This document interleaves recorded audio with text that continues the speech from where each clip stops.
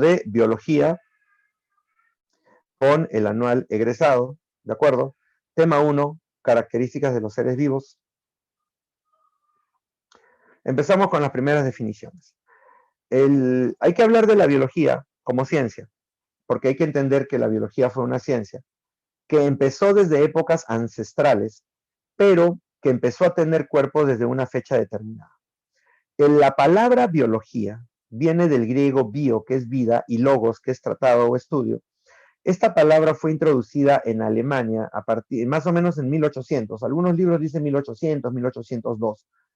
Y fue popularizado por el naturalista francés Jean-Baptiste de Lamarck. Jean-Baptiste de Lamarck. El término significa literalmente el estudio de la vida y engloba desde los primeros microorganismos, que fueron las bacterias, hasta los grandes ecosistemas que forman parte del planeta. Los grandes ecosistemas que forman parte del planeta. ¿Estamos de acuerdo? Entonces, esa es la biología. La palabra biología es el estudio de la vida. Pero hay un dato adicional.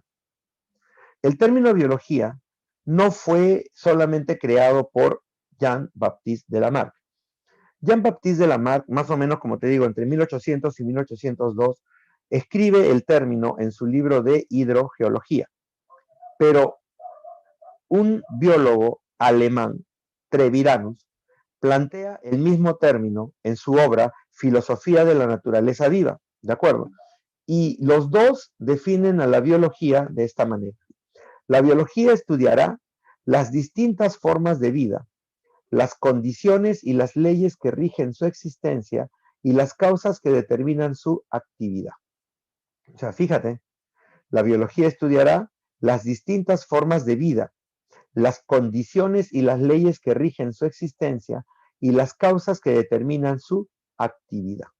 Se podría decir que a partir de esta fecha, cuando Lamarck y Treviranus plantean el término biología, se podría decir que es la partida de nacimiento de la biología como ciencia ya formal.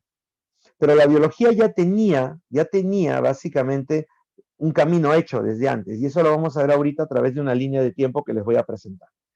Pero como ciencia ya formal, con nombre, porque ya fue bautizada a partir del año 1800, 1802, por Jean-Baptiste de Lamarck y Treviranus, que los dos plantearon el mismo concepto. ¿De acuerdo? Ahora, la biología fue desarrollándose como ciencia y fue adquiriendo características de otras ciencias que estaban a su alrededor. Por ejemplo, Claude Bernard trajo el método experimental de la física hacia la biología. El método experimental de la física hacia la biología. Normalmente la física aplicaba una serie de procedimientos experimentales para explicar sus teorías, pero la biología no tenía este método. Entonces Bernard dijo, ¿por qué no aplicarlo y ver que también se puede hacer experimentos y demostrar la ciencia biológica como tal? Después vino Darwin. Darwin, que era un evolucionista, plantea el estudio histórico de la geología. ¿De acuerdo? Acuérdate que la geología es estudiar los estratos geológicos a través del tiempo. Bueno, la geología estudia la geografía y los estratos y las capas geológicas.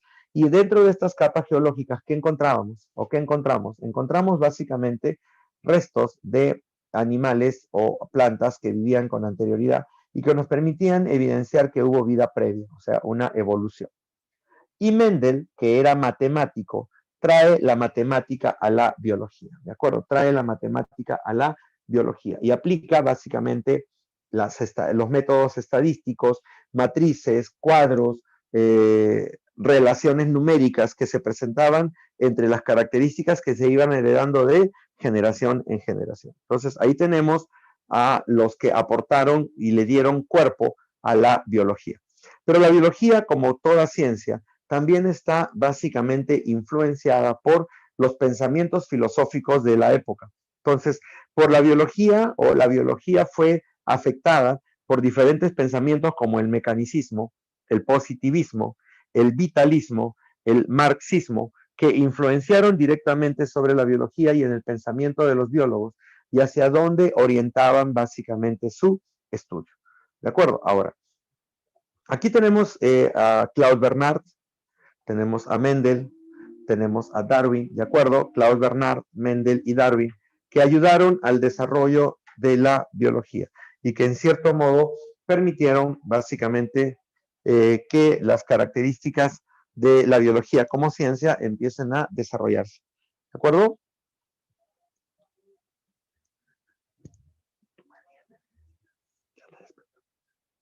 ¿De acuerdo? Muy bien. Ahora, escúchenme.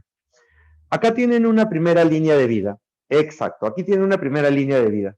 Me gustaría que primero vean los nombres. Está Hipócrates, está Aristóteles, está Teofrasto, está Galeno, está Andrés Vesalio, está Francisco Redi, ¿de acuerdo?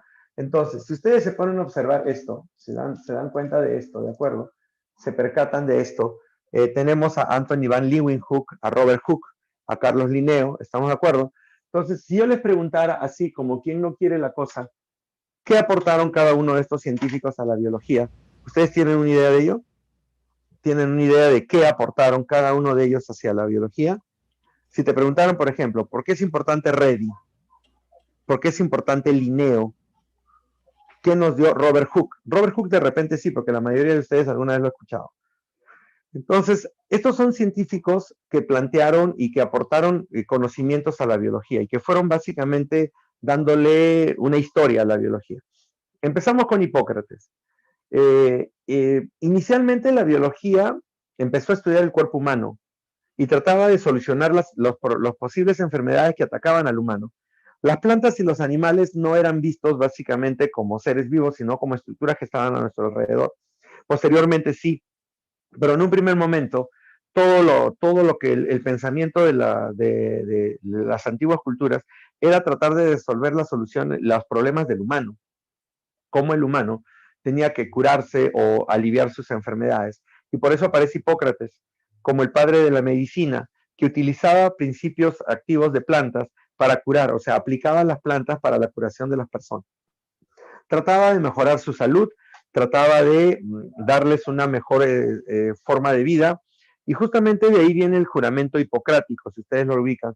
El juramento hipocrático es el que hacen los médicos cuando terminan de sus estudios, que básicamente lo que juran es tratar de salvar una vida, tratar de ayudar a que la persona se sienta bien, y lo que hacen básicamente es aplicar todo lo que saben a salvar esa vida y no dañarla. Ese es un juramento importante que hacen los médicos.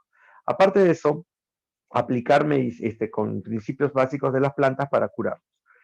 Aristóteles es se podría decir que es un científico, porque en realidad investigó bastante, que participa de varias ciencias. Ustedes lo han escuchado en matemáticas, lo han escuchado en física, lo han escuchado en la química y también en la biología. Dice o se lo considera el padre de la biología porque fue el primero en clasificar a los seres vivos de esa época. En esa época solamente se conocían a las plantas y a los animales y al hombre. Entonces, él clasifica plantas, animales y al hombre por separado, porque no lo consideraban al hombre animal, lógicamente. Entonces, los clasificaba considerando su utilidad, su medio de vida. Por ejemplo, había plantas acuáticas, plantas terrestres, plantas tóxicas, plantas alimenticias, plantas medicinales, igual como había animales, animales que vivían en el agua, animales que vivían en la tierra, animales que vivían en el aire porque paraban volando de repente, ¿de acuerdo? Entonces, esas características las utilizó Aristóteles para clasificar a los seres vivos en un primer momento. Luego vino Teofrasto, que clasifica a las plantas. Fue el primero que tuvo un jardín botánico con una gran variedad de plantas y fue el primero en clasificarlas, ordenarlas y tener un herbario donde consideraba pues las diferentes partes de las plantas y las describía. Importante, porque era el que había coleccionado la mayor cantidad de plantas por donde viajaba. Por donde iba, buscaba la mayor cantidad de plantas y las estudiaba y las veía básicamente, ¿de acuerdo? Y las estudiaba. De ahí viene la era cero. Acuérdate que cero es justamente la era cristiana. A partir de ahí se empieza a considerar los años que nosotros estamos aquí, ¿de acuerdo? Entonces tenemos primero a Galeno, 130 después de Cristo. ¿Quién fue Galeno? Galeno fue un médico romano, muy importante. ¿Por qué? Porque utiliza los principios de la anatomía que se tenía de los egipcios, de los griegos, de las antiguas culturas y de su propia investigación, que es la que realizó a través de disecciones, ¿de acuerdo? De cadáveres. Recuerda que en la antigüedad era más fácil poder estudiar los cadáveres, porque las guerras producían mutilaciones, te cortaban una mano, te cortaban un brazo, te cortaban la cabeza, te abrían el abdomen, entonces tú ibas viendo los cadáveres y podías encontrar estructuras dentro, huesos, músculos, veías órganos internos como hígado, estómago, intestino, ¿de acuerdo? Veías grandes arterias con sangre, grandes venas con sangre. Entonces, eso ya se iba escribiendo, se iba dibujando, se iba recopilando y eso nos permitió crear pues un atlas anatómico antiguo. Y básicamente Galeno lo utilizó. Ahorita vamos con la Inquisición. Galeno lo utilizó. Pero mira la diferencia que hay entre Galeno y Vesalio. 130 después de Cristo a 1514 después de Cristo. O sea que saca tu línea, mira la cantidad de tiempo que pasó. ¿Y por qué? La iglesia, exacto, la iglesia. Porque hay que entender, esto acá hay que aplicar un poquito de historia. Galeno estuvo casi a finales de la Edad Antigua, ¿de acuerdo? Y después de ahí aparece la Edad Media. Y si ustedes recuerdan, la Edad Media tiene la particularidad de que las ciencias han sido detenidas. Las ciencias se han detenido. ¿Qué significa esto de que las ciencias se han detenido? La iglesia no permitía utilizar cadáveres para estudiar anatomía, porque era básicamente herejía.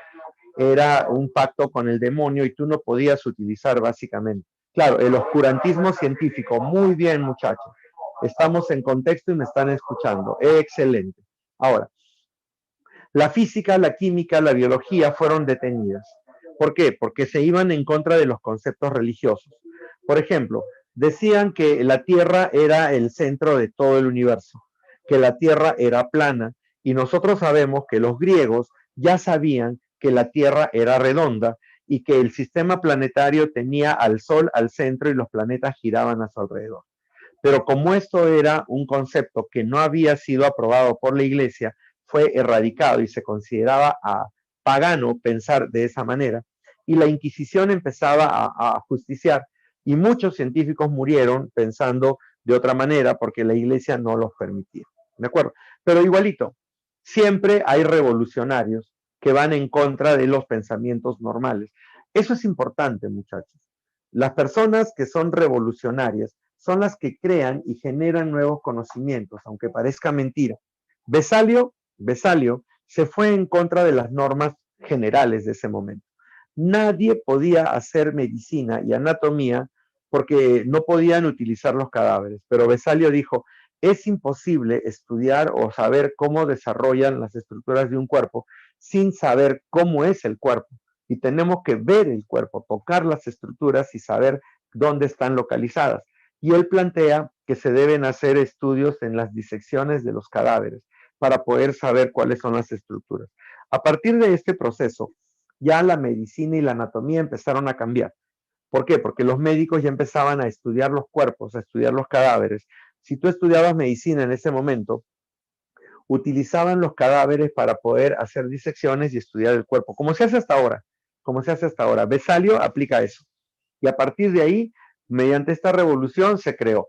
Claro que en un primer momento Vesalio fue perseguido, fue incluso acusado de herejía, pero posteriormente se dieron cuenta que la ciencia tenía que desarrollar y ya le dieron ciertas libertades para poder hacerlo, ¿de acuerdo? Claro, con sus restricciones de la época, pero se hacía. ¿Estamos de acuerdo? Muy bien. Anthony Van Leeuwenhoek. Leeuwenhoek fue un científico emocionadísimo con el juguete que tenía, que recién se había descubierto. ¿Cuál era el juguete? El microscopio. ¿De acuerdo? El microscopio era el juguetito que se había descubierto y que a través de este microscopio, ¿de acuerdo? Leeuwenhoek empezaba a observar todo lo que caía en sus manos. ¿De acuerdo? Todo lo que caía en sus manos. Y empezó a descubrir al mundo de los animáculos, los microorganismos, que básicamente se encontraban en todo lo que él podía observar.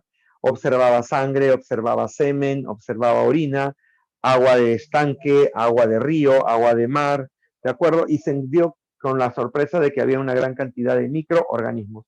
Por eso lo consideran el padre de la microbiología. Me salté a Redi, porque me pasé de Vesalio a Leeuwenhoek y me salté a Redi. Redi fue otro revolucionario que no aceptaba la famosa teoría de que la vida aparecía espontáneamente. ¿De acuerdo? Entonces, Redi dijo, la vida no puede aparecer de la nada. Pensando con una mente científica, los científicos necesitan pruebas reales para saber que la vida, o sea, para verificar lo que está pasando. Necesita ver, tocar, oler, probar, ¿de acuerdo? Entonces, pruebas reales, pruebas de estructuras que van básicamente a, ¿cómo te puedo decir? A impresionar tus sentidos. Entonces, Redi buscaba la respuesta. Redi buscaba la respuesta y decía, la vida, de acuerdo, no puede aparecer espontáneamente. La vida no puede aparecer espontáneamente, ¿de acuerdo? ¿Por qué? Porque básicamente pensar que un espíritu o pensar que los dioses le dieron ciertas características a los seres vivos, no, es imposible. Entonces, tratando de mostrar esto, aplica un experimento muy simple. ¿Cuál es este experimento muy simple? El de la mosca y de las carnes, ¿de acuerdo? El de la mosca y de las carnes. Entonces, ¿qué pasó? En dos recipientes de boca ancha, colocó carne, un pedazo de carne. Y luego dejó un recipiente expuesto al medio ambiente y el otro tapado herméticamente. El que estaba expuesto, llegaron las moscas colocaron huevos, los huevos empezaron a dar origen a las larvas y aparecieron nuevas moscas. En cambio, en el otro, que estaba tapado herméticamente, la carne se descompuso, pero nunca aparecieron moscas, nunca aparecieron moscas. Entonces, con este experimento tan simple, Redi dijo, las moscas dan origen a las moscas. La vida da origen a la vida. ¿Estamos de acuerdo? No puede aparecer vida sin haber una vida previa. Eso es importante, porque a partir de ahí ya los pensamientos se iban justamente a eso, a buscar el origen de la vida, y básicamente ya el origen de pensar que esto se formaba básicamente por el espíritu, por las obras de los dioses o por el mal humor de las personas, se generaba nueva vida, lógicamente que fue desechado. Importante para el pensamiento biológico. Robert Hooke vino después de Leeuwenhoek. ¿Y qué hizo Robert Hooke? También utilizando el nuevo juguetito que había aparecido, que era el microscopio, porque en realidad hay que entender eso. El microscopio fue un instrumento que permitió pues, descubrir nuevas cosas, pero en un primer momento pues no se entendía mucho la importancia y empezaban a utilizarlo para observar todo lo que tenía alrededor. Y Robert Hooke corta o hace cortes muy delgados del corcho. El corcho se obtiene de la corteza de un árbol llamado alcornoque. Cuando tú cortas o cuando se hacen cortes de corcho, se observa el microscopio y se ven una serie de huequitos. Esos huequitos se llaman celdas. Son las celdas, que él las asemejaba a las celdas del panal de abeja. Celdas del panal de abeja. Y en latín, celdas se escribe cella. Entonces, él nombra a estas celdas como cela. A esos huequitos las llama celas. Ahora, de cela a célula es un paso, porque tú sabes que las palabras van poco a poco modificándose por el uso y de ahí salió la palabra célula. Célula, ¿de acuerdo? Y salió el término. Y por eso es que a Robert Hooke lo consideran el padre de la citología, porque él fue el que propone el término por primera vez. Bien, entonces, cada uno está aportando algo a la biología. Linneo es considerado el padre de la taxonomía. La taxonomía es la clasificación, es la ciencia que permite clasificar a los seres vivos. Linneo era un naturalista que estudiaba a las plantas y por anatomía comparada, al comparar los órganos, de acuerdo, de las estructuras vegetales, las iba agrupando y trataba de clasificarlas. El problema era de que no tenía un criterio de clasificación, no había criterios de clasificación. Entonces, si no había criterios de clasificación, ¿de acuerdo? ¿Cómo podía clasificarlos? Porque tenía que tener, por ejemplo, normas o algunas reglas. Entonces, justamente, para agruparlos, considerando las características, él inventa inventa las famosas categorías taxonómicas que nosotros utilizamos hasta ahora. Inventa las categorías taxonómicas. ¿Me pueden decir ustedes cuáles son las categorías taxonómicas inventadas por Linneo? ¿Quién me ayuda? ¿Cuáles son las categorías taxonómicas inventadas por Linneo? A ver, ¿quién me ayuda? Hasta ahora son usadas esas categorías taxonómicas. A ver, láncense, muchachos. Categorías taxonómicas inventadas por Linneo. No. Te estoy hablando de las categorías. No me vayas a decir plantas, animales, eso no. Las categorías taxonómicas. Cuando tú clasificas a un organismo, ¿qué utilizas? A ver. Exacto, reino, especie, género, exacto. A eso voy, a eso voy. Pero quiero que me digan, pues, las categorías en orden, no me las digan en desorden. No quiero los reinos, quiero las categorías taxonómicas. Entonces, quiero que me ayudes. ¿Cuál fue la primera categoría planteada por Linneo? Especie. La primera. No, la más amplia, la más grande, la que agrupa a todos los seres vivos. Especie.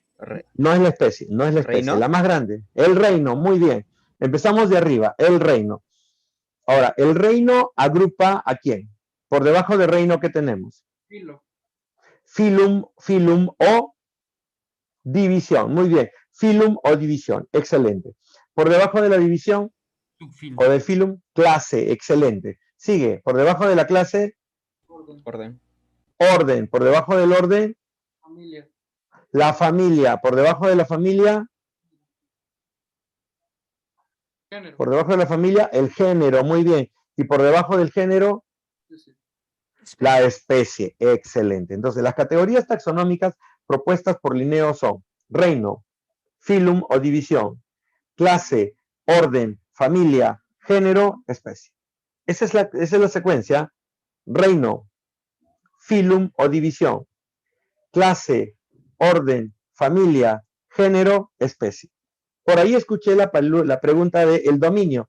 El dominio vino mucho después. El dominio fue básicamente planteado a partir del año de 1990, 1990 y tanto, cerca del 2000. Y ese es un criterio nuevo, actual. Pero Linneo solamente trabajó hasta reino, de especie hasta a reino. Y él es el que plantea estas categorías, que incluso se usan hasta ahora, muchachos. Hasta ahora se está usando las categorías taxonómicas de Linneo. Ustedes revisen en cualquier página de internet, busquen la clasificación de los seres vivos, busquen la clasificación del humano y te va a salir reino, filum, división, clase, orden, familia, género y especie del humano. Y eso es lo que se está utilizando todavía. Así que imagínense lo importante que fue Carlos Linneo en este concepto de la taxonomía en 1707. Por eso lo consideran el padre de la taxonomía, porque él fue el que crea estas categorías taxonómicas. Excelente. Nos vamos a la siguiente línea. En esta siguiente línea aparecen nombres que también me gustaría que traten de recordar. Antoine de Monnet, George Cuvier, Charles Darwin, Claude Bernard, Louis Pasteur, Strasburger, Gregorio Mendel, Thomas Hunt Morgan. ¿De acuerdo? Si les preguntan por algunos de ellos, ustedes ya deben tener por lo menos una referencia de qué hicieron o qué aportaron a la biología. Importante, ¿de acuerdo? Importante. Porque imagínense, cualquier pregunta de estas, ustedes pueden perder puntaje por ahí. Primera pregunta. Antoine de Monnet. ¿Ustedes conocen el otro nombre de Antoine de Monnet? ¿Alguna vez lo han escuchado? De repente han tenido la suerte por ahí de poder revisarlo y decir, ah, ya, sí lo conozco. Antoine de Monnet, ¿lo conoce? A ver, ¿quién me ayuda? Lamarck, muy bien, Joel. Brian, muy bien, de acuerdo, Lamarck. Si ustedes revisan y buscan en el internet,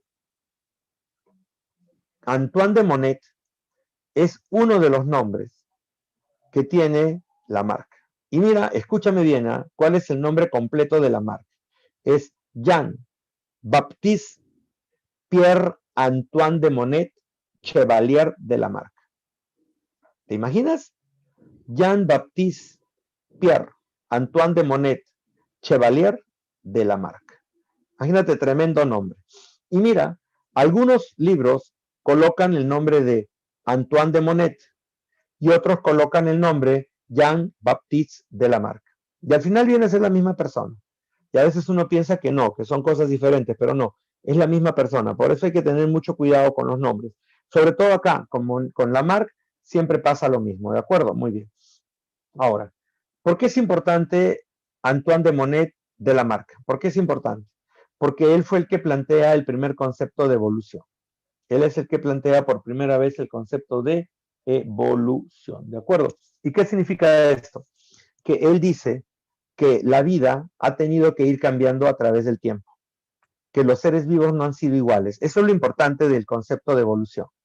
Ahora, la teoría de Lamarck, nosotros la llamamos generalmente la teoría del uso y desuso. Uso y desuso. ¿Qué significa eso? Según Lamarck, órgano que usas tiende a desarrollar y órgano que dejas de usar tiende a desaparecer. Esa es la famosa teoría de Lamarck. ¿De acuerdo? Entonces, la herencia de los caracteres adquiridos. Muy bien, Edgar.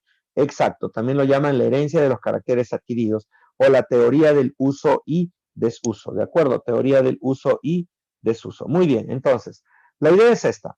Para Lamarck, órgano que no usas desaparece y órgano que usas tiende a desarrollarse. El ejemplo, el cuello de la jirafa. La jirafa estiraba el cuello para poder alcanzar las hojas más altas y dependiendo del uso, o sea, como lo alargaba y lo estiraba constantemente, el cuello de la jirafa fue alargándose hasta llegar al tamaño que nosotros conocemos. Es por el uso y desuso. Es la teoría de Lamarck. ¿Ustedes conocen el kiwi, la ave kiwi? No la planta, sino la ave. ¿Qué características tiene la ave kiwi? A ver, ya, el pico muy fino y no vuela. ¿Por qué no vuela? ¿Por qué no vuela? Muy pesado. No, no. ¿Por qué no vuela? A las Si alguien tiene la figura del pájaro kiwi, no, sí tiene plumas, pero hay algo que no tiene. No tiene alas, si no se han dado cuenta. El cuerpo no tiene alas, no tiene alas. Tiene patas largas para correr, tiene plumas, tiene un pico muy largo, pero no tiene alas. Entonces, según Lamarck, el kiwi se formó porque el ave no necesitaba las alas y las alas fueron reduciéndose poco a poco de tamaño, ¿de acuerdo? Y al reducirse fueron desapareciendo. Entonces, ahí aplica la teoría del uso y del desuso. Lo mismo plantea cuando habla de las serpientes. ¿Por qué aparecen las serpientes? Aparecen de las lagartijas. Las lagartijas tienen brazos y patas cortas, y cuando trataban de huir, no le permitían escapar porque eran muy cortas, entonces eran depredadas fácilmente. Pero unas de ellas aprendieron a pegar los brazos y las piernas al cuerpo y empezaban a resbalarse. Y al darse cuenta de que podían resbalarse y huir más rápidamente, lógicamente la característica fue pasando a la siguiente generación y así se fueron desapareciendo los brazos y las patas y se generaron las serpientes. Es una teoría planteada por Lamarck que nosotros sabemos que a veces no se cumple, pero por lo menos explicaba cómo se producía la aparición de cierto tipo de especies en la naturaleza. ¿Me entienden hasta ahí? Entonces, por eso es importante Lamarck, porque plantea la primera teoría acerca de la evolución y se va en contra del fijismo, que es un concepto que dice que todos los seres vivos fueron creados tal y como están actualmente en la naturaleza. Entonces, él se fue en contra y plantea el famoso concepto de la evolución por uso y desuso de órganos. Sabemos que hay algunos errores, porque lógicamente no todo lo que dejas de usar desaparece, sino imagínate, el apéndice ya hubiera desaparecido hace tiempo, ¿de acuerdo? Pero sigue apareciendo porque ya no lo usamos. Pero bueno, lo importante de acá, lo que vamos a rescatar de acá, es que tenemos básicamente la característica de explicar que los seres vivos han evolucionado. Luego vino Georges Cuvier.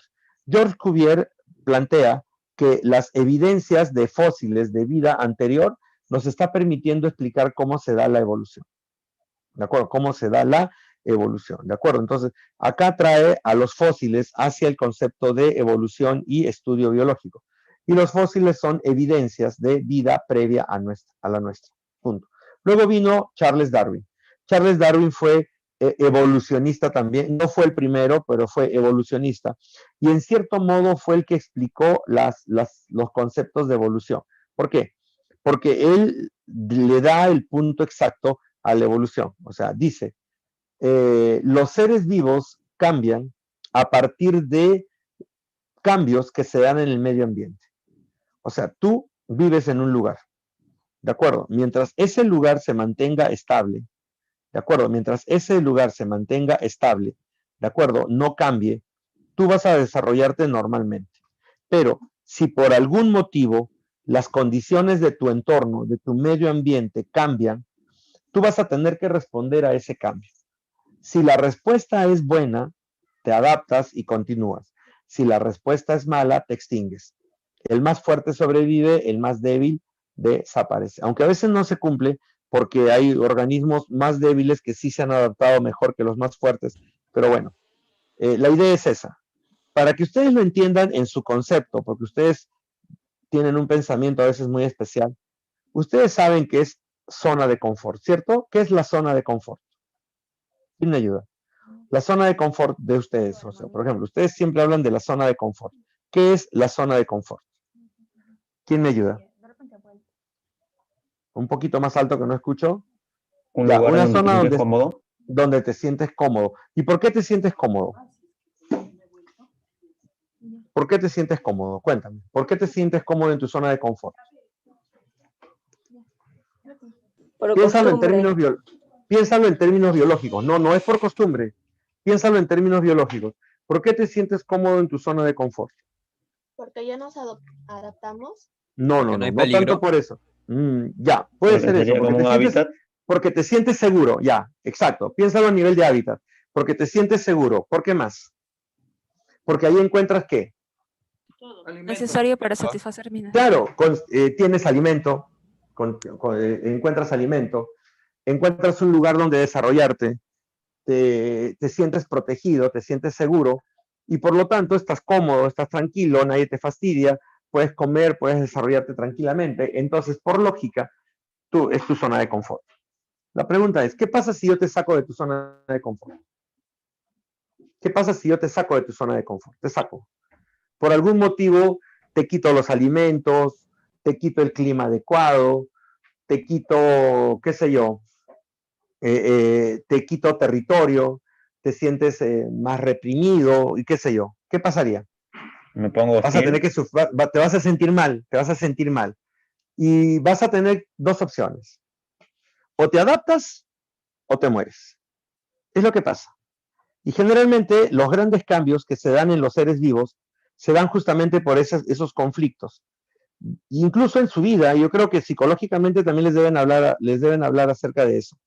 Cuando una persona está en su zona de confort, entonces se supone que en esa zona tiene todo lo que necesita y básicamente no quiere cambiar.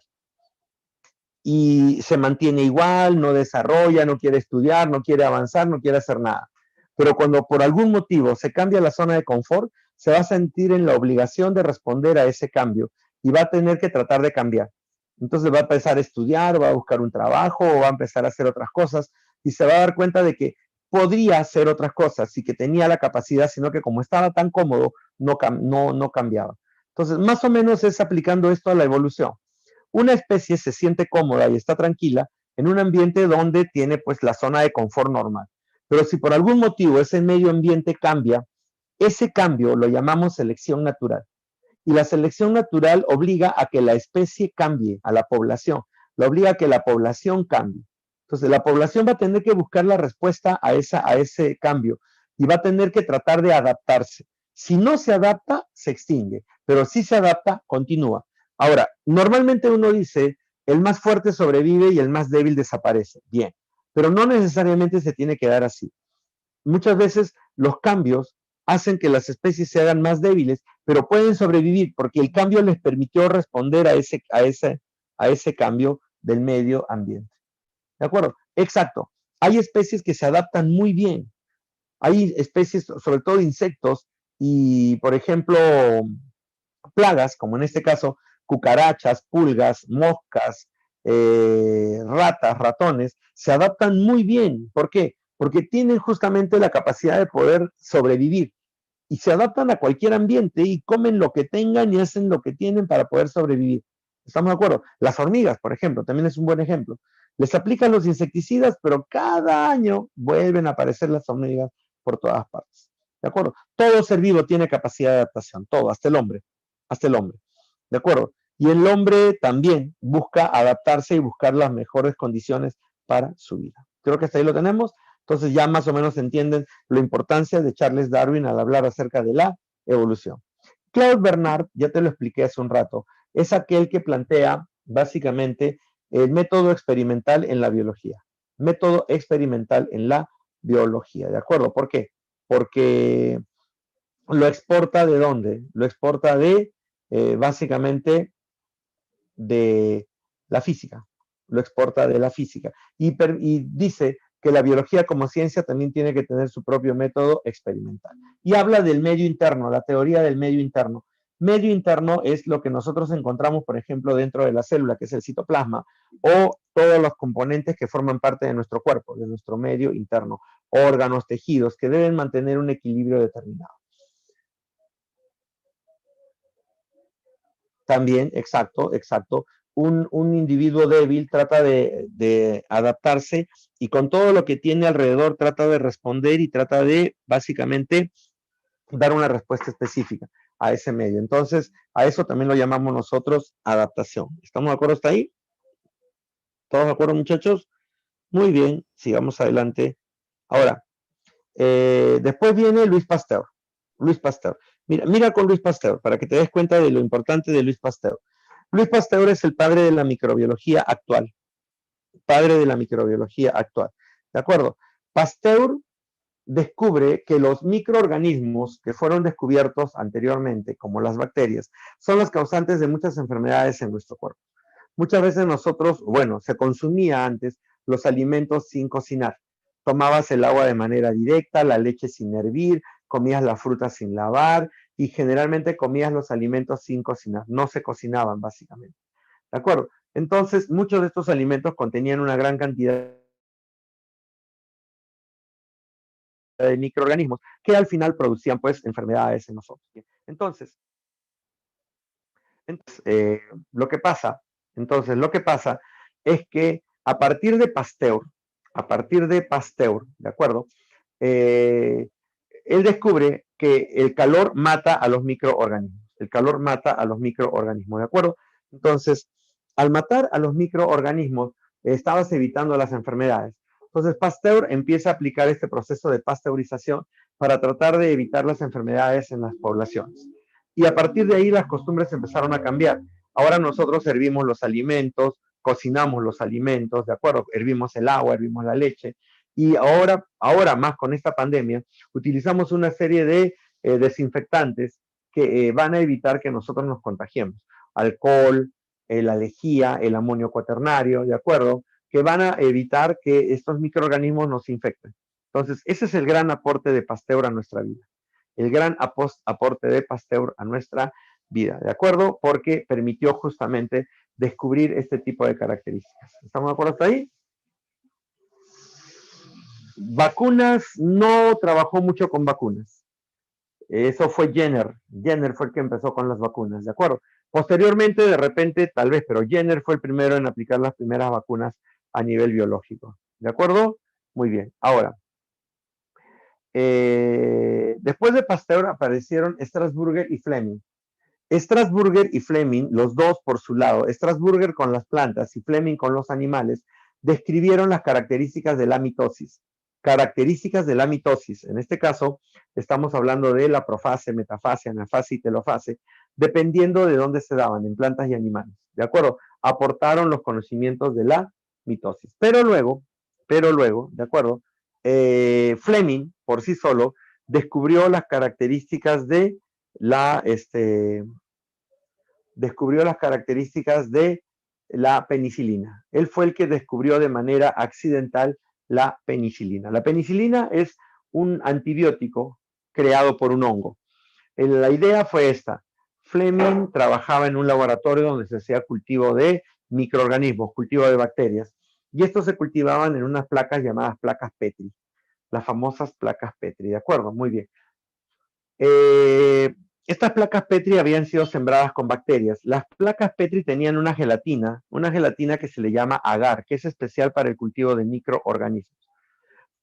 ¿Tú alguna vez has preparado gelatina en casa? Y por ejemplo, imagínate una gelatina de piña o una gelatina la gelatina de piña, que es amarilla. Ya, esta gelatina de piña, cuando tú la preparas y la colocas en un frasquito o en tu vaso, por ejemplo, tú la ves y es transparente, es translúcida, y tú puedes ver a través de la gelatina al otro lado. Cuando esta gelatina está contaminada con bacterias, cuando la gelatina está contaminada con bacterias, se vuelve totalmente opaca y turbia.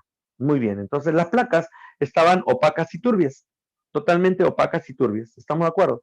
Pero dejaron las placas sin lavar y cuando regresaron a la siguiente semana, porque fue un fin de semana, a la siguiente semana, un lunes, encontraron a estas placas contaminadas con ciertos hongos. Pero lo que llamaba la atención que era que el hongo estaba localizado en una zona y alrededor del hongo, había un halo translúcido, o sea, un halo transparente, donde las bacterias habían muerto.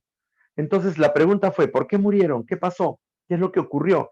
Y lo que empezaron a investigar y empezaron a analizar, encontraron una sustancia química que estaba siendo producida por el hongo y que lo vertía alrededor para matar a las bacterias. Entonces, como mataba a las bacterias, le colocaron el nombre de antibiótico, porque mataba a los seres vivos. Y le dieron el nombre de penicilina porque el hongo era el penicillium, hongo Penicillium notatum, y daba origen a esta sustancia que le dieron el nombre de penicilina. La penicilina fue el primer antibiótico utilizado, lo empezaron a utilizar para curar infecciones y salvó un montón de vidas en ese momento ahí hacia adelante. De ahí en adelante se empezaron a descubrir una gran cantidad de antibióticos, tanto sintéticos como naturales, que se encontraban en otro tipo de estructuras. El problema, bueno, no el problema. Yo te hago una pregunta.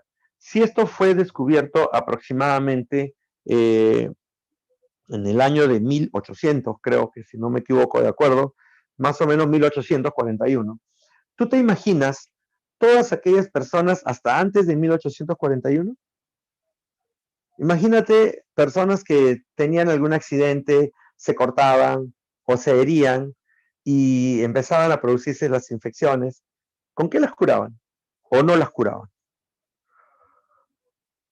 Debe haber sido terrible, ¿cierto?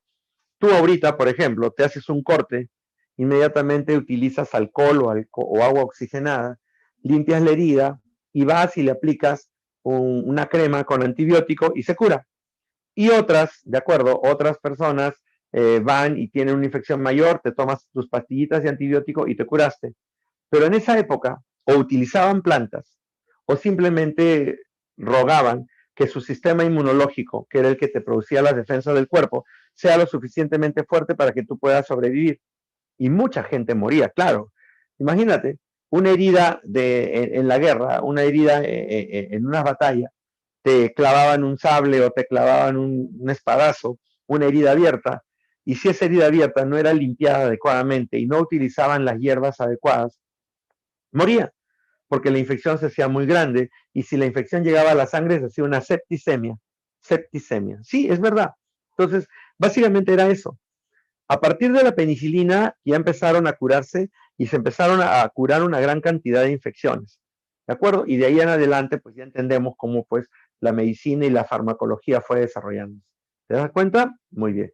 Después de Fleming, con la penicilina, vino Gregorio Mendel, que ya lo conocen, el padre de la genética, y que plantea básicamente las normas básicas de cómo los factores o genes pasan de generación en generación, y esto va a permitir básicamente, o bueno, permitió entender que matemáticamente se puede predecir cómo estas características pasan de generación en generación.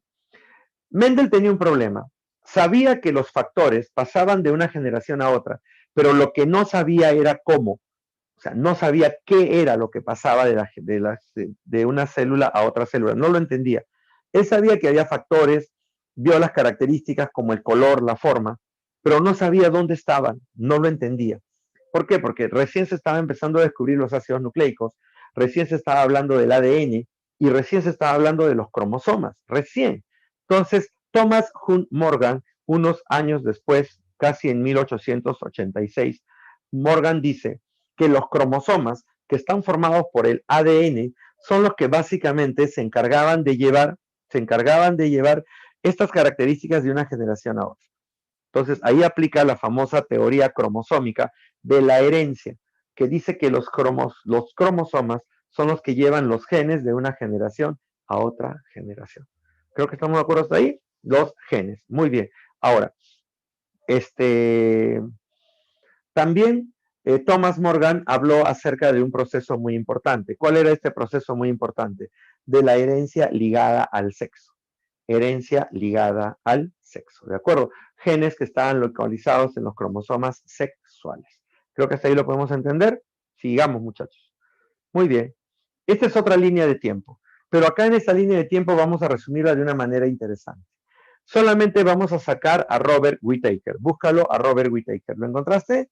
Ya. Robert Whittaker es un biólogo que estudió a los reinos en base a la fisiología, en base a su función, de acuerdo a la fisiología. Y separa a los hongos de las plantas, porque los hongos son organismos heterótrofos y no son autótrofos como las plantas, y no realizan fotosíntesis. Entonces, Whittaker crea el quinto reino, hasta esa fecha conocido, quinto reino. Entonces, hasta la época de Whittaker, nosotros tenemos 5 reinos funcionales. El reino monera, el reino protista, el reino fungi, el reino planta y el reino animal. Ahí están los 5 reinos, muchachos, 5 reinos. Pero entiende, eso fue hasta Whittaker, porque actualmente ya ustedes saben que hay 6 reinos biológicos considerados. Vamos, Whittaker consideró 5, pero actualmente por Carl Woese tenemos 6 reinos biológicos considerados. Muy bien, sigamos. Todos los demás científicos que han quedado tienen que ver o que tienen algo en común. Es la nueva línea de investigación de la biología. La biología pasó por varias etapas, habló de evolución, habló de origen de la vida, habló de microorganismos, hablaron de la genética, mira cómo se fue avanzando. Se hablaba de la estructura celular, porque hay una gran cantidad de descubrimientos de células, de acuerdo a cómo se fue. Robert Hooke habló de la célula, Lewin Hooke habló de los animáculos, y así se fueron descubriendo las estructuras celulares. Pero, estos científicos no van a esa parte, sino que lo que hacen es trabajar con la ingeniería genética. ¿Qué es la ingeniería genética? Es la manipulación del material genético.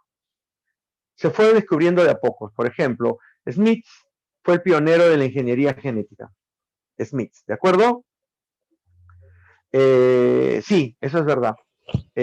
Después aparecieron Watson y Crick, que son los que plantearon la estructura de los ácidos nucleicos. ¿Cómo está estructurado los ácidos nucleicos? En este caso, ¿qué estructura? Por ejemplo, las 2 cadenas del ácido nucleico, las bases nitrogenadas, y después hablaron de cómo el ADN se podía duplicar y cómo se realizaba la síntesis de proteínas. Entonces, Watson y Crick abrieron todo ese campo, ¿de acuerdo? Luego vino Evans, que descubre básicamente la importancia de las stem cell o células madres. Stem cell o células madres, ¿de acuerdo? Vayan recordando que la célula madre es la célula que está formando parte del tejido conectivo y que puede dar origen a cualquier célula de tu cuerpo, ¿de acuerdo? Wilmot y Campbell fueron los que clonaron a la oveja Dolly, ¿de acuerdo? Collins crea el método denominado clonación posicional, que ha llegado a ser un componente fundamental de la genética molecular moderna. Clonación molecular o clonación posicional es cuando tú puedes clonar un segmento de ADN. Puedes clonar y lo puedes insertar o lo puedes sacar de un genoma, ¿de acuerdo? Craig Venter, es el pionero del genoma, descifró la secuencia completa del genoma de la bacteria Haemophilus influenzae y crea un cromosoma artificial a partir de elementos químicos. Y Mario Capecci, que es el pionero de la ingeniería genética en la manipulación de las células stem cell. ¿De acuerdo? Entonces, mira, todo tiene que ver con ingeniería genética, manipulación de material genético, todo lo que sea modificaciones del material genético. Ahora, imagínate que Capecci logre tener resultados y pueda hacer que la stem cell se transforme en cualquier célula de tu cuerpo, incluso una neurona. Todo está controlado por el material genético. Mientras tú puedas activar o desactivar ese material genético, vas a poder tener la posibilidad de poder crear lo que tú quieras genéticamente y puedes activar o desactivar funciones en una célula. Esa es la característica más importante. Por favor, quien tenga su micrófono prendido, que lo apague porque se está filtrando un ruido que no debería escucharse. Por favor, gracias. Muy bien. Entonces, alucínate que yo pueda hacer que mi stem cell me genere neuronas. Imagínate cuántas enfermedades se podrían curar por deficiencias de neuronas. Una persona se quedó paralítica porque la neurona se murió, ¿de acuerdo? O una persona tiene muerte cerebral porque sus neuronas están totalmente alteradas. Entonces yo podría regenerar esas neuronas inmediatamente. ¿Te das cuenta del asunto? Imagínate lo importante que es. Otro dato importante que también necesito que entiendas. Cuando la ingeniería genética empezó a desarrollarse, el problema fue que los que descubrían los genomas, sobre todo el genoma humano, lo consideraban básicamente, se consideraban dueños del genoma. Nosotros somos dueños porque lo hemos descubierto. Y podemos manipular y hacer con él lo que queramos porque nosotros lo hemos descubierto. Eso creó un litigio legal, hubo un problema legal. Y a nivel mundial empezó a crearse un concepto que era la bioética. La bioética era el uso del material genético, pero para ayuda del humano, y que todo el mundo somos dueños del material genético, no solamente los que los descubre. ¿De acuerdo? Ahora, a partir de ahí, los conceptos legales empezaron a prohibir cierto tipo de prácticas. Y, por ejemplo, la manipulación genética de los humanos está prohibida. No se puede hacer la manipulación genética humana. Se hace clandestinamente, pero no se debería hacer legalmente.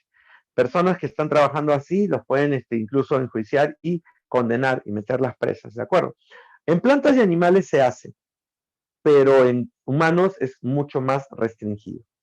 Las plantas y animales tratadas por ingeniería genética se les llama transgénicos, y los animales y plantas transgénicos son básicamente organismos donde se les ha manipulado el material genético para que tengan una mejor función, una más resistencia o una mejor producción. Ustedes consumen harina transgénica. La harina con la que se trabaja las galletas Oreo son harinas transgénicas. Pero no hay problema. ¿Por qué? Porque estás usando la harina. Y la harina no es un material genético, solamente son carbohidratos que no te van a causar ningún tipo de problema. Comerte el trigo transgénico sí es un problema, porque el trigo transgénico trae dentro de sus células de trigo, de acuerdo, de células de la estructura del trigo, viene básicamente con el material manipulado, ¿de acuerdo? Y ese material manipulado no sabemos cómo va a actuar dentro de tu cuerpo. Pero el producto que es el carbohidrato no va a causar ningún daño. Aquí el problema es y quiero que lo entiendas de esta manera. Si yo coloco, por ejemplo, una papa transgénica, tengo una papa transgénica que es más resistente al frío, a las plagas y te da una mayor producción. Ya, muy bien. Yo voy y te la regalo porque tú eres un sembrador de papas. Te regalo las semillas de esta papa transgénica y te digo siémbralas para que tú tengas una mejor cosecha. Tú las siembras y las dejas en el medio ambiente. Esta papa transgénica se puede mezclar con la papa nativa y no sabemos cuál es el efecto de ese gen transgénico en la papa nativa. No sabemos si la potencia, si la reduce, no lo sabemos. Y de repente puede darse el caso de que esté alterando al genoma normal y al final, ecológicamente hablando, estaríamos causando un deterioro en el desarrollo normal de la papa. Entonces, esos son los problemas a nivel ecológico que no se conocen de las plantas y animales transgénicos. Están en proceso de estudio, pero no sabemos exactamente cómo se va a dar ese efecto. Entonces hay que tener mucho cuidado por ahí. ¿De acuerdo? Hay que tener mucho cuidado. Ese es uno de los problemas y esa es una de las legislaciones que se está trabajando bastante. Y en todos los países se está tratando de controlar ese proceso. Entonces, muchachos, con esto les he dado un avance acerca de cómo es la historia y cómo la biología ha ido desarrollándose.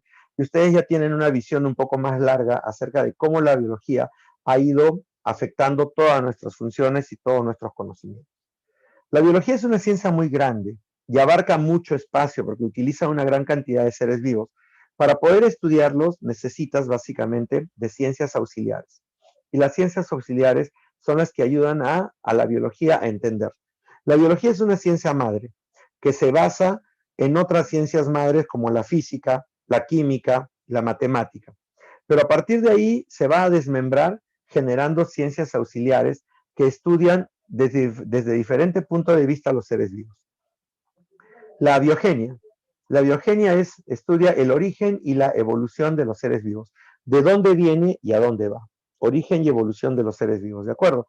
La biotaxia, que es la misma taxonomía, así lo llaman biotaxia o taxonomía biológica, estudia la clasificación de los seres vivos en categorías, reinos y todo lo demás que hemos observado. La morfología estudia las formas de los cuerpos de los seres vivos y de los órganos que forman parte de estas estructuras. Por ejemplo, si yo te pregunto, ¿cuál es la morfología de tu corazón? Cuando hablamos de la morfología de tu corazón, tú me tienes que decir primero la forma de tu corazón, el tamaño de tu corazón, el volumen de tu corazón, ¿de acuerdo? Me vas a decir qué tejidos forman parte de tu corazón, cuántas válvulas tiene, cuántas cavidades tiene, ¿me entiendes? Esa es la forma, estás hablando de la forma. Y la fisiología, claro, es un cono invertido. Muy bien, Mario Ángel. El corazón tiene un cono invertido. La fisiología estudia las funciones de los seres vivos.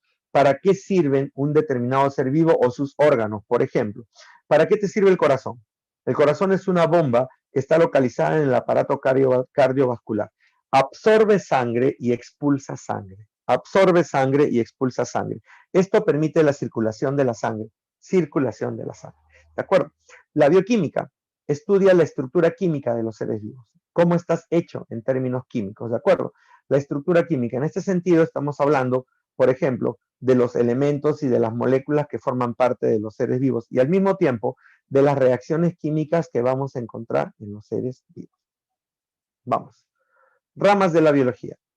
Vamos a tener la taxonomía, que ordena y clasifica a los seres vivos según su parentesco, la citología, que estudia las células, la parasitología, que estudia los parásitos, la embriología, que estudia el desarrollo desde la formación del huevo o cigoto, que es la unión del óvulo con el espermatozoide, hasta la formación del feto. Acuérdate que después de la célula, que es el huevo o cigoto, empieza la división celular, segmentación. Vas a tener 2 células, 4 células, 8 células, 16 células, 32. Cuando llegas a 32 formas la mórula. Después pasas a la gástrula. Y de la gástrula ya tienes al embrión desarrollado, que se empieza a formar. Empieza a formar órganos y tejidos. Y luego ya tienes al cuerpo completo. Ya a partir de ahí, que es el feto, solamente es crecer, crecer, crecer y crecer. ¿Estamos de acuerdo? Bien. Luego viene la anatomía, ¿de acuerdo? La anatomía, que estudia las estructuras que forman a los seres vivos, la fisiología, que estudia el funcionamiento de los seres vivos, la histología, que estudia los tejidos, la antropología, que estudia al hombre, tanto en su estructura física y su relación con otros seres humanos, y la ornitología, que estudia las aves. Acá tenemos otras más. La bacteriología, que estudia las bacterias, la virología, que estudia los virus, la biofísica, que estudia a la física aplicada a la biología. Por ejemplo, la presión que ejercen los gases cuando hay un intercambio gaseoso a nivel de los pulmones, o la presión que ejerce el agua y la sangre cuando hay una ultrafiltración a nivel del nefrón en los riñones, o la fuerza que tú generas cuando produces una patada en una pelota utilizando los músculos y las articulaciones de tu pierna y de tu pie. ¿De acuerdo? Entonces, esa es la biofísica. La biotecnología aplica la tecnología a la biología. En este caso, la tecnología como crear un ojo biónico, crear una mano biónica, ¿de acuerdo? Y la ecología, que estudia las relaciones que existen entre los seres vivos y su medio ambiente. ¿De acuerdo? Básicamente, claro, las prótesis. Pero actualmente se está buscando que sean prótesis que se conecten con el sistema nervioso para que cumplen casi las mismas funciones. Se conectan con el sistema nervioso. Ya hay ojos que se conectan con el nervio óptico, ojos biónicos que se conectan con el nervio óptico y que te permiten ver en blanco y negro. Y están tratando de mejorarlo para que se vea a colores. ¿Entiendes? Mira, ya la tecnología está siendo aplicada. Acá tienen una diapositiva interesante, donde están una gran cantidad de ciencias auxiliares que te pueden servir. La etología, la micología, la anatomía, la embriología, la zoología, la bacteriología, la ecología, la ingeniería genética, la evolución, la histología, la virología, la paleontología, la ficología, la genética, la protozoología, la taxonomía, la fisiología y la botánica. Ahí tienes una gran cantidad de ciencias auxiliares con una pequeña definición que te indica hacia dónde va su estudio. La biología es una ciencia y como ciencia debe tener un método. ¿Y para qué te sirve este método? Para generar conocimiento. Hay dos tipos de conocimiento en la naturaleza, el conocimiento vulgar y el conocimiento científico. El conocimiento vulgar es el que nosotros aprendemos básicamente de la práctica diaria, de la imitación diaria. Es un conocimiento no consciente porque no lo buscamos y solamente lo aprendemos por imitación, nada más, ¿de acuerdo? Imitamos y aprendemos. Aprendes a cocinar, aprendes a manejar un auto, aprendes a manejar un celular, pero por imitación, una máquina por imitación, pero tú no entiendes cómo funciona internamente o qué tipo de programas tiene internamente. Bien. En cambio, el conocimiento científico es el conocimiento que nosotros buscamos porque queremos aprender, lo buscamos a través de libros, lo buscamos a través de revistas, de clases virtuales, de conferencias, de charlas, y nosotros vamos a buscar ese conocimiento porque lo necesitamos, lo queremos aprender. Muy bien. El sentido común nos dice que si tú te sometes a aires fríos y estás con el cuerpo mojado, te resfrías. Eso es lo que nos dice. Estás mojado y te metes a una corriente de aire fría, como puede ser un aire acondicionado, mañana vas a terminar totalmente resfriado. En cambio, el conocimiento científico nos dice que los resfriados se producen a través de virus. Pero ¿cómo entran los virus a nuestro cuerpo? Porque cuando nos enfriamos o nos mojamos, bajamos las defensas. Y al bajar las defensas, por lógica, los virus van a poder ingresar más fácilmente a nuestro cuerpo. Entonces, ahí tienes una explicación básicamente del conocimiento diario y una explicación del conocimiento científico. ¿De acuerdo? Muy bien. Las ciencias se van a subdividir en dos grandes grupos. Las ciencias abstractas, que las llaman formales, como la lógica y la matemática, y las ciencias reales, o llamadas fácticas, porque cambian constantemente, como son las ciencias naturales, donde está la física, la química, la biología, y las ciencias culturales, donde está la psicología, la sociología, la economía, la historia, que es básicamente lo que se aplica de un ser vivo. ¿Cuántas etapas tiene el método científico? El método científico tiene 4 etapas, ¿de acuerdo? La primera etapa es la observación, segunda etapa es la formulación de la hipótesis, la tercera etapa es la experimentación y la última etapa es la etapa de conclusiones. La primera etapa, ¿qué es un método científico? Acá tienes una definición. Es el método de investigación para el conocimiento de la realidad observable, que consiste en formularse interrogantes sobre esa realidad, con base en la teoría ya existente, tratando de hallar soluciones a los problemas planteados. El método científico se basa en la recopilación de datos, su ordenamiento y su posterior análisis. ¿Estamos de acuerdo? Entonces, el método científico se basa en esto que están viendo ustedes acá. Primero es la observación, de ahí lanzas una pregunta o inquietud. La respuesta a esa pregunta es la hipótesis, que es una posible explicación. Luego, esta hipótesis la sometemos a un experimento, que es la parte experimental, y luego nos llegamos a una interpretación o conclusiones, y terminamos el proceso. La observación es un ver inteligente, donde lo más importante que vamos a obtener son datos. Cuando a nosotros nos interesa investigar algo, hay algo que nos llama la atención, lo primero que tenemos que hacer es investigar la mayor cantidad de datos posibles. Datos que nos van a permitir a nosotros plantear esto, plantear un problema, ¿de acuerdo? Hay un fenómeno que te está llamando la atención. En este caso podríamos utilizar el ejemplo del COVID, por ejemplo. El fenómeno es que hay personas que se están empezando a contagiar, que van a tener problemas respiratorios y que están muriendo justamente por complicaciones a nivel del sistema respiratorio. Entonces, empiezas a investigar qué es lo que puede atacar a tu sistema respiratorio. Puede haber virus, puede haber bacterias, ¿de acuerdo? Puede haber hongos que están entrando al sistema respiratorio. ¿Por dónde entran? Pues generalmente por las vías respiratorias. ¿Y cuáles son las características? Estás investigando. Puede causar fiebre, puede causar algún tipo de asfixia y una serie de procesos. O sea, hasta ahí es la observación. Pero luego, cuando con estos datos tú vas a tratar de plantear un problema.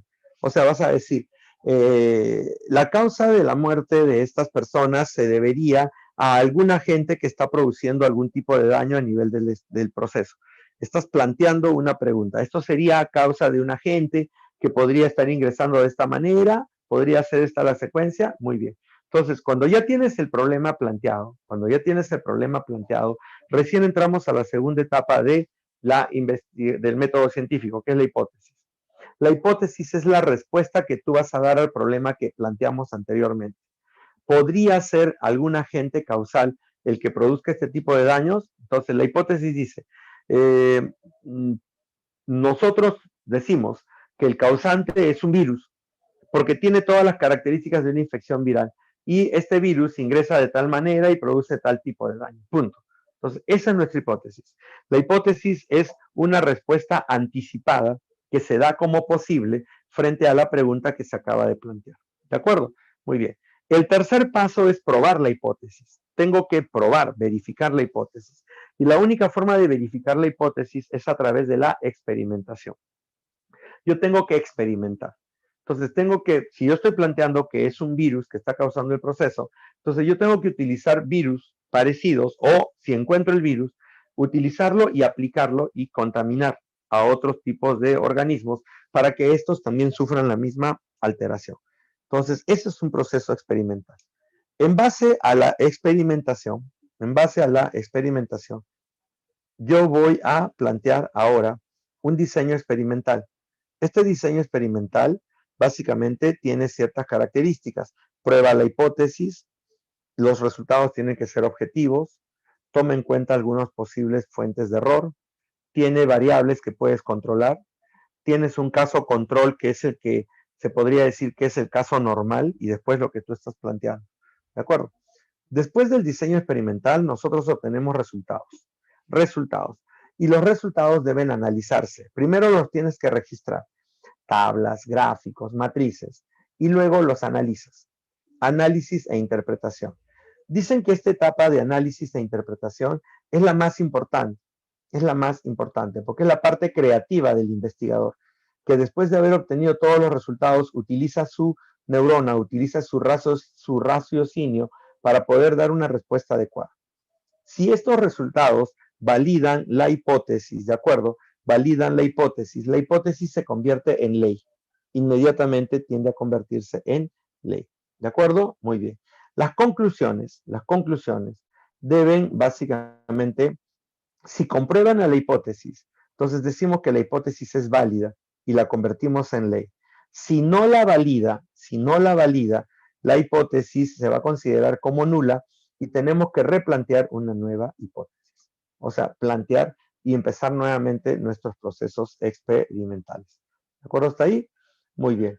Ahora, los resultados y conclusiones deben ser publicados y accesibles a otros científicos. El diseño experimental debe garantizar que el estudio o experimento sea replicable y que otros científicos lo puedan repetir. A una mayor capacidad de replicación, o sea, que varios científicos lo repliquen, esta hipótesis va a ser mucho más válida y va a tener mucho más fuerza. Y incluso los resultados deben extrapolarse a otro tiempo y a otras circunstancias para poder explicar dichos fenómenos. Creo que estamos de acuerdo hasta ahí. Muy bien, muchachos. Ahora, entonces volvemos a terminar con la definición que ya les había dado inicialmente.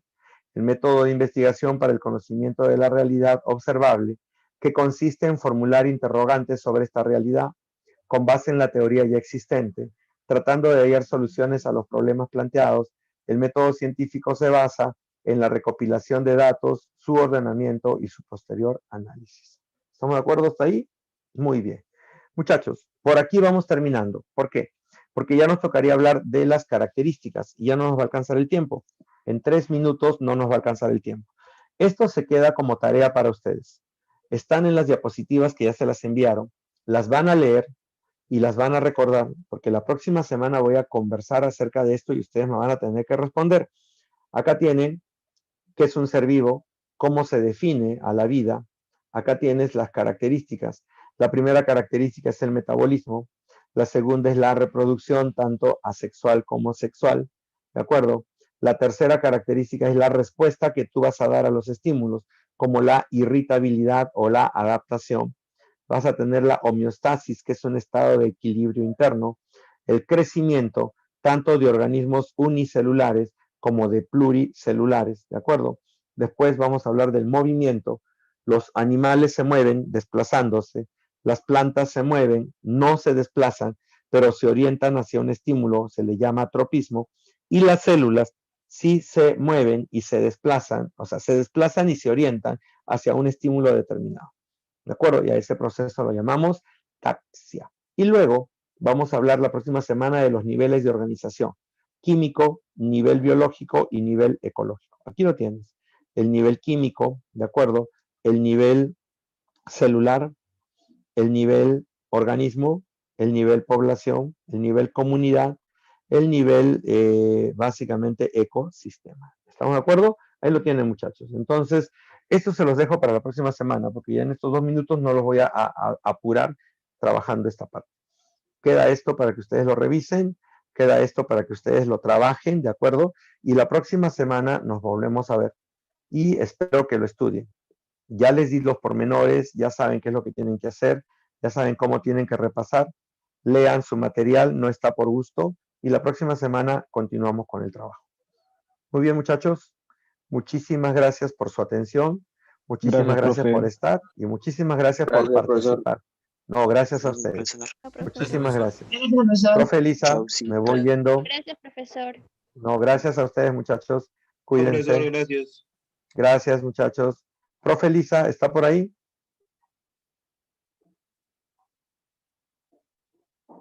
Chao, muchachos, cuídense. Cuídense bastante. Nos vemos la próxima semana.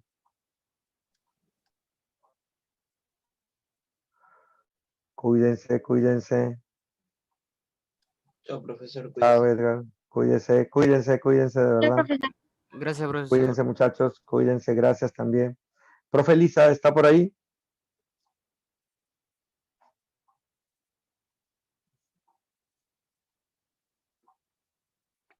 Profe.